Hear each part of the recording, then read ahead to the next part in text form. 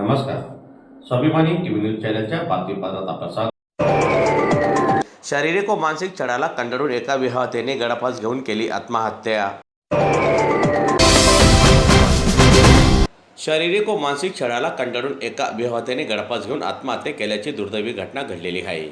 या घटनेमुळे परिसरात हळहळ व्यक्त केली जात असून संबंधित विवाहितेला गेल्या काही काळापासून कौटुंबिक कारणामुळे शारीरिक व मानसिक त्रास सहन करावा लागत होता. सततच्या छळामुळे ती नैराश्यात गेलेली होती. अखेर या त्रासाला कंटाळून तिने राहत्या घरात गळफास घेऊन जीवन संपविले. घटनेची माहिती मिळताच पोलिसांनी घटनास्थळी धाव घेत पंचनामा केला. मृतदेह शवविच्छेदनासाठी शासकीय रुग्णालयात पाठवण्यात आलेला असून या प्रकरणी संबंधितांविरोधात गुन्हा दाखल करण्याची मागणी नातेवाईकांकडून करण्यात येत असून पोलीस पुढील तपास करीत आहेत. या घटनेमुळे परिसरात शोककळा पसरलेली असून दोषींवर कठोर कारवाई करण्याची मागणी नातेवाईकांकडून करण्यात येत आहे. 11 तारीख इथे भीमनगर साक्री रोड इथे राणी राहुल साळवे सिमरन हिला 2 महिन्यापासून सासू नवरा खूप छेड करत होते. तिच्या संग आधी गंधकृत्य करत होते. तिला टॉर्चर करायचे, तुझ्या आईवडिलांकडनं असा तसा. 2 महिन्या पहिले तिने मला फोन केला का मामा असं आहे. मी तिथं जाऊन दोघांना समजावलं. तर समजावल्यानंतर तो तिला वारंवार तसाच त्रास द्यायचा. त्रास दिल्यानंतर काल आम्हाला फोन आला.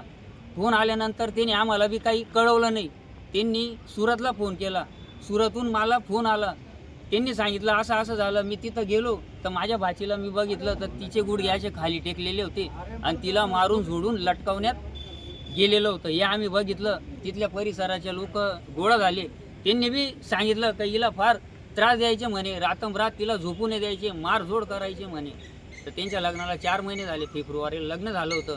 तिला प्रेग्नेंट होती. 3रा महिना होता तिला.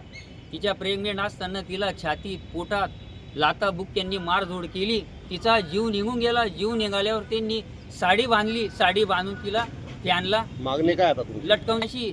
जोपर्यंत आम्हाला न्याय मिळत नाही, आरोपीच्या फॅमिलीला तुम्ही अटक करत नाही, तोपर्यंत आम्ही आमची बवडी आमच्या ताब्यात घेणार नाही. आम्ही अंत्यविधी करणार नाही.